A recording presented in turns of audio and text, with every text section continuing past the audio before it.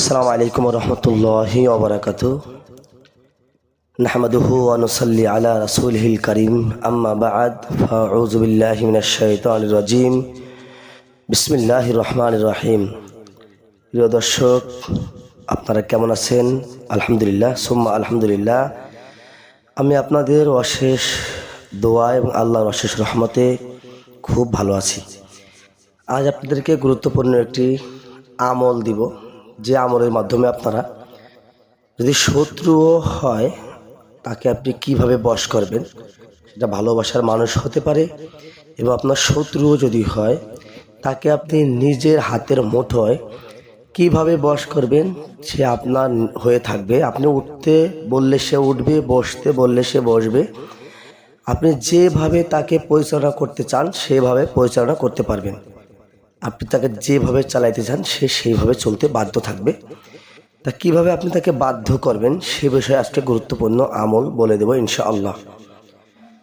আপনারা সর্বপ্রথম যেটা করবেন, আমি যে নিয়মে বলবো সেই নিয়মে যদি করতে পারেন ইনশাআল্লাহ অবশ্যই আপনারা এই আমলের ফল নিজের চোখে দেখতে পারবেন এবং ফল পাবেন। মাত্র এক সপ্তাহের ভিতরে আপনারা এর ফল বুঝতে পারবেন ইনশাআল্লাহ। তার জন্য যেটা করবে, এটা কোরআনী আমল। আপনারা অত্যন্ত খারাপ কোনো কাজে ব্যবহার করবেন না, আশা করি ভালো কাজে ব্যবহার করবেন। খারাপ কাজে ব্যবহার করলেই কিন্তু এটা কাজে লেগে যাবে, কিন্তু আপনি করবেন না, আপনি গুনাহগার হয়ে যাবেন।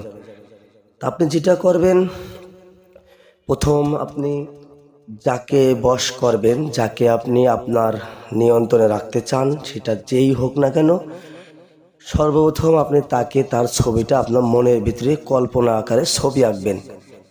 সেটা যেই হোক, পুরুষ অথবা মহিলা, ভালোবাসার লোক অথবা আপনার শত্রু, আপনি তাকে আপনার বশে আনার জন্য তার ছবিটা আপনার মনের কল্পনার ভিতরে এঁকে, যখন মনের কল্পনার ভিতরে আঁকবেন, আঁকার পরে আপনি সর্বপ্রথম আপনি অজু পাক কালাম হয়ে অজু করে 2 রাকাত সালাত আদায় করে নেবেন। আদায় করার পর আপনি যে কোনো একটা কক্ষে বসবেন। বসার পরে আপনি দুরুদ শরীফ 11 বার পাঠ করবেন। সেটা দুরুদে ইব্রাহিম হতে পারে এবং যে কোনো দুরুদ শরীফ হতে পারে। আপনি দুরুদ শরীফ 11 বার পাঠ করে নেবেন। নেওয়ার পরে আপনি যেটা করবেন, আমি এখনই আমলটি আপনাদের ডিসক্রিপশন বক্সেও দিয়ে দিব, স্ক্রিনেও দিয়ে দিচ্ছি।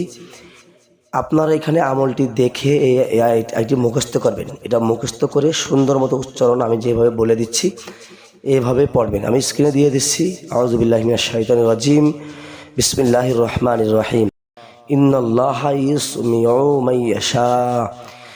যারা উচ্চারণ করতে পারছেন না তারা আমার সাথে বলুন, ইন্নাল্লাহা ইউসমিউ মান ইয়াশা, ইন্নাল্লাহা ইউসমিউ মান ইয়াশা। এই আয়াতটা 11 বার পাঠ করবেন। 11 বার পাঠ করার পরে আপনার আবার দুরূদ শরীফ লাস্টে 11 বার পাঠ করবেন। দুরূদ শরীফ, যে দুরূদ শরীফ আপনি প্রথম পাঠ করেছিলেন, যে দুরূদ শরীফ প্রথমে পাঠ করেছিলেন, সেটা আপনি যে কোনো দুরূদ হতে পারে, সেই দুরূদটা আবার লাস্টে পাঠ করবেন। পাঠ করার পরে আপনি যেটা করবেন, আল্লাহ সুবহানাহু ওয়া তাআলার কাছে আপনি হাত তুলে তাকে বশ করতে চাচ্ছেন, তাকে আপনি আপনার নিয়ন্ত্রণে আনতে চাচ্ছেন, সেটা আল্লাহর কাছে বলবেন যে ইয়া আল্লাহ, ইয়া রহমান, ইয়া রহিম, ইয়া হাইয়্যু ইয়া কাইয়্যুম, ওই লোকটাকে, ওই ব্যক্তিকে আমার নিজের বশে এনে দিন।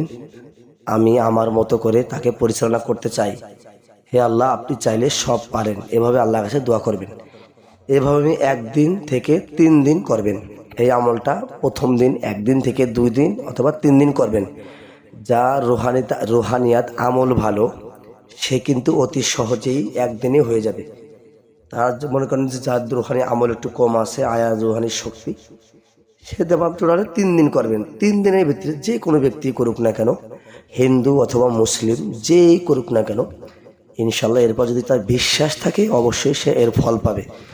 ইনশাল্লাহ অবশ্যই সে ফল পাবে। এর দ্বারা যে কাউকে সে বশে রাখতে পারবে আজীবন ইনশাল্লাহ। ভিডিওটি ভালো লেগে থাকলে শেয়ার করবেন। নতুন ভিডিও আপনি অবশ্যই সবার আগে পেয়ে যান। কমেন্টে জানাবেন কোন রকমের ভিডিও চান এবং ভিডিওটি কেমন লেগেছে। আসসালামু আলাইকুম ওয়া রাহমাতুল্লাহি ওয়া বারাকাতুহু।